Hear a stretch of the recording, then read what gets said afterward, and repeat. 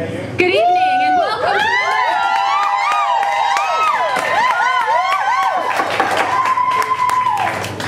Thank you all for coming. My name is Shea and I am the organizer and the host of this event along with my partner Steven, and what a weekend we've had.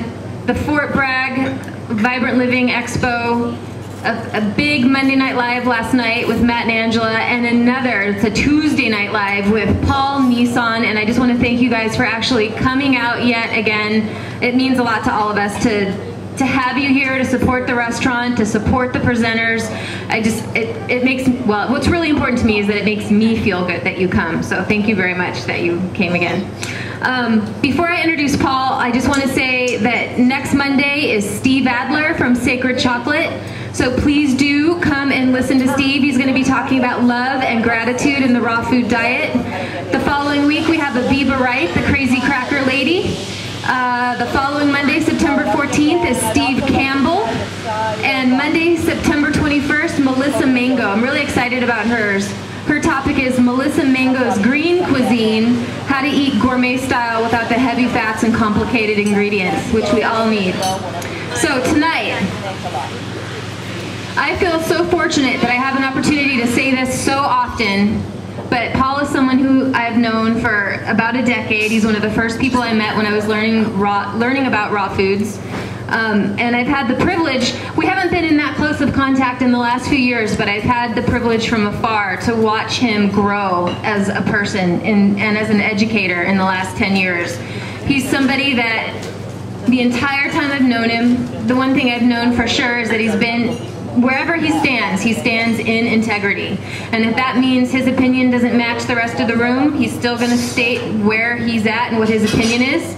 If he learns something and feels it's right, he's going to teach it to you. And if as he goes along his path, he finds something else that he contradicts, I mean, he's just constantly striving to learn and grow and improve himself in all ways, and he wants to share everything he's learned with you. He's the author of many, probably 8 books. The first one we all got was The Raw Life. Then of course there's Raw Knowledge and Raw Knowledge 2 and Paul Nison's Guide to Health, and there's just so many things, so much information available from him. And his most recent book right now is The Daylight Diet, and that's what he's going to be sharing with us, is some information from that book this evening. So please welcome Paul Nison.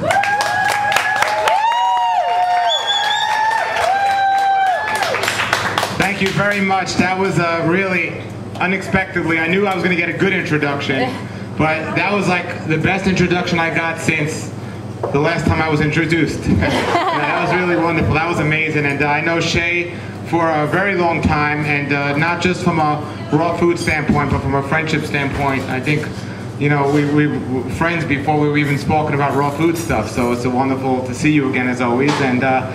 And Shea reminded me that I saw her many, many years ago, and I said, one day you're gonna be writing books or something, or doing stuff like this. And back then, it was probably the last thing from her mind, because you was just doing colonics back then, and now look what she's doing here. We're both talking over coffee machines. So we both come a long way. But it's great to be here, and I have to say everything Shea said is true, and you know, what I lose in popularity, I gain in integrity, because there's a lot of things happening in a raw food world that really are not healthy. And we have to understand that just because it's raw doesn't mean it's healthy. And we have to understand a lot of people are fooling themselves, thinking, oh, they're on a raw food diet and it's wonderful and everything else. You know, we can't just go by how we feel. You know, I know people that smoke crack that feel great when they're smoking crack, but what happens when they come down from that? You know, and they never get off that addiction. So there's a lot of things in the raw food world that are truly healthy, and if you do this the correct way, the raw food diet is the healthiest diet out there.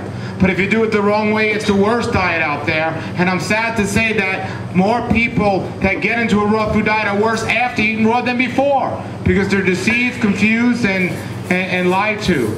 You know, so in my lectures and in my talks, I tell people the truth. And, you know, some people like to hear it, but some people don't, because I became known as that guy that takes everyone's pleasures away. I tell people not to overeat. I tell people not to eat certain things that they're addicted to. But the reason why I do that is I want to get into my background, how I got into this, and then I'll talk a little about my new book, The Daylight Diet. But how many of you have heard me speak before? Wonderful. Okay, great.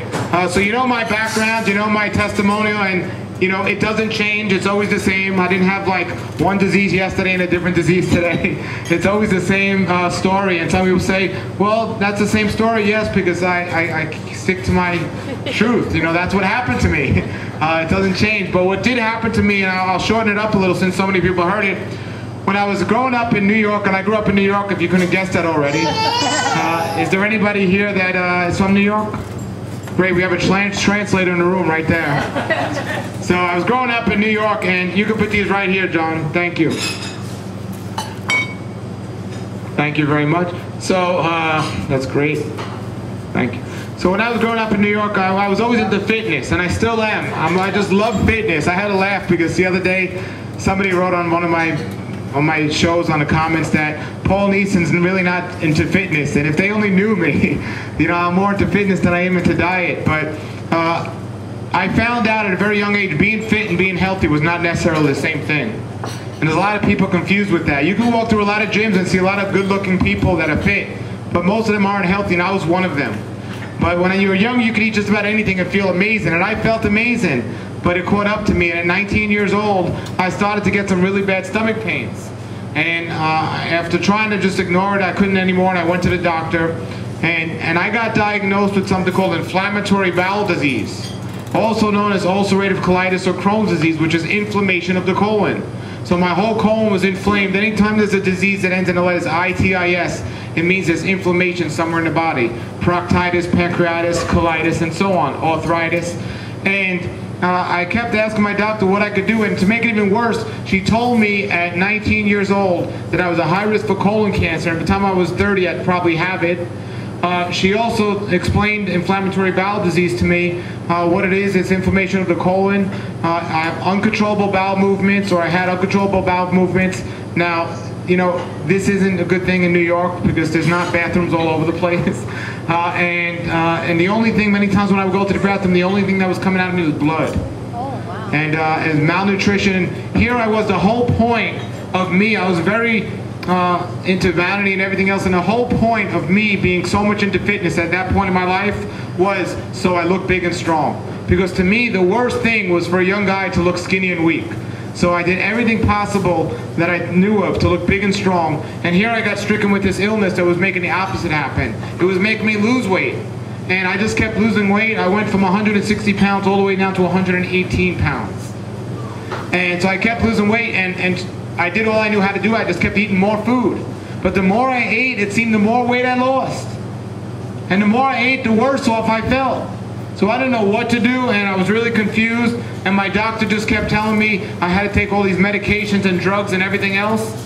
And you know, to this day, my doctor said there's no known medical cure for inflammatory bowel disease, and to this day there's still no cure, according to the medical society.